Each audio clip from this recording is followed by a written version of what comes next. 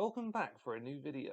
Today we're going to be undertaking another challenge, this time returning to the 2006 Summer World Cup in Germany. We will be attempting to win the World Cup with the 21-year-old Cristiano Ronaldo. In reality, this is the closest he has come to yet to winning this tournament. Portugal would eventually go on to lose in the semi-finals, but let's see if we can go one step further and win the entire thing. So without further ado, let's get into our squad and see which Portuguese players have made the cut alongside Cristiano. So, this is the Portugal side I've picked. I think throughout Ronaldo's career, apart from maybe Portugal now, this was probably the best side he played in. Annoyingly, Luis Figo decided to retire a week before the tournament, so sadly he won't be playing in these games. But back to what we do have. Tactically, we're going to line up like this. A simple 4-4-2. We'll start with Ronaldo out wide on the left. He's been given a lot of freedom to get forward and attack whenever's possible, so hopefully he can get us some goals. Fixture-wise, it's quite a tricky group. We'll be starting off against Uruguay. I feel like Portugal play them in every World Cup. Then it's Iran. And finally, we'll play hosts Germany to conclude the opening stage. Let's get through our first game though.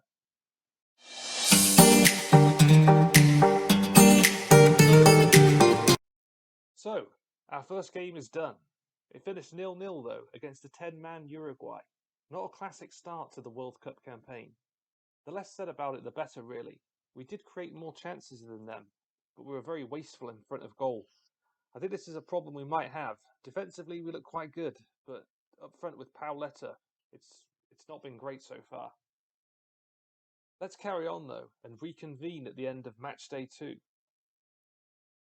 As you can see, Pauletta made me eat my words. We edged out Iran 1-0. Not another classic by any stretch of the imagination.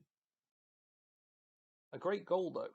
Cristiano put the ball in from the left wing, and a nice finish by Pauletta. The group is looking tight though, and should set up an interesting finale with Germany to see who progresses. Let's reconvene again at the end of the group stage. And the group stage is over. We ended up beating Germany 5-2. A hat-trick by Simão put them to the sword.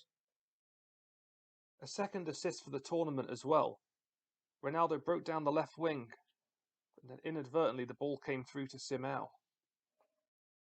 So, as you can see, in the World Cup second round, Portugal are going to face the Czech Republic. Let's see how that game goes.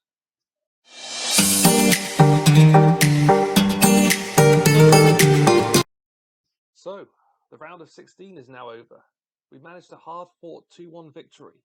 Pauletta and Helder Postiga getting the goals.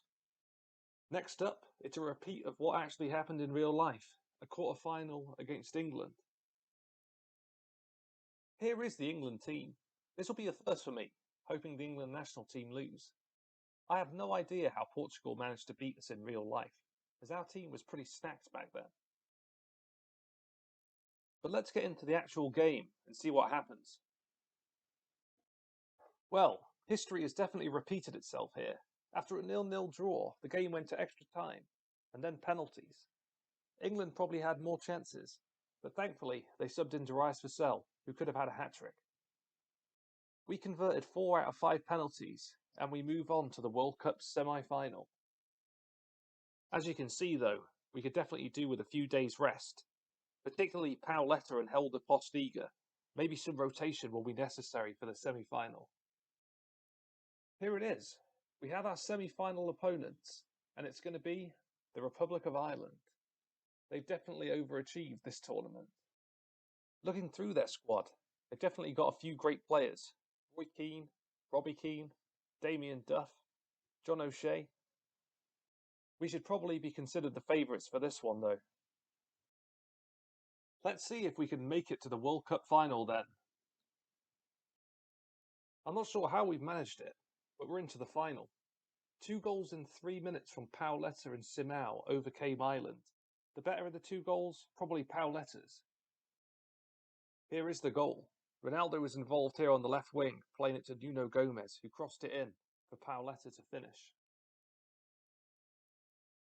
For the final, it looks like we're going to be facing Holland, so there's guaranteed to be a new World Cup champion on Sunday.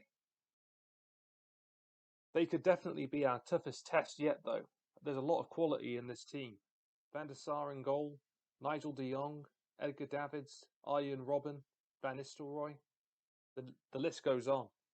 Thankfully, it looks like Robin van Persie's injured, though, and he should miss it. So that's definitely good news for us.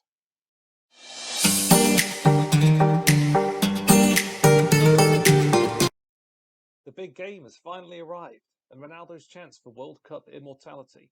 So far in the 6 games we've played, he's got 2 assists, but no goals.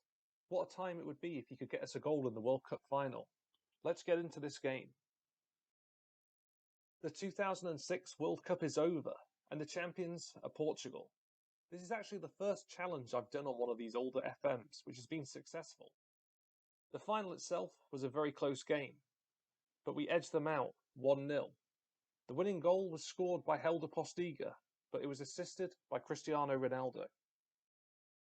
This was the winning goal. So a ball out by Ricardo, Paulo Ferreira plays it long towards Cristiano. He wins the header, playing it through to Helder Postiga, who finishes nicely there into the top corner. In terms of individual performance, we do have a few players competing for the Golden Boot. Ronaldo also came joint second in the assist counts. He managed to get 3 in the entire tournament. And that's going to draw today's video to a close.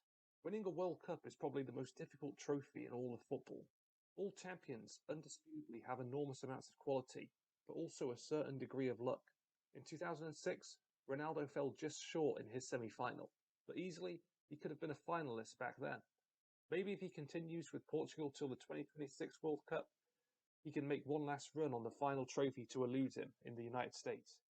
Thank you for taking the time to watch this video.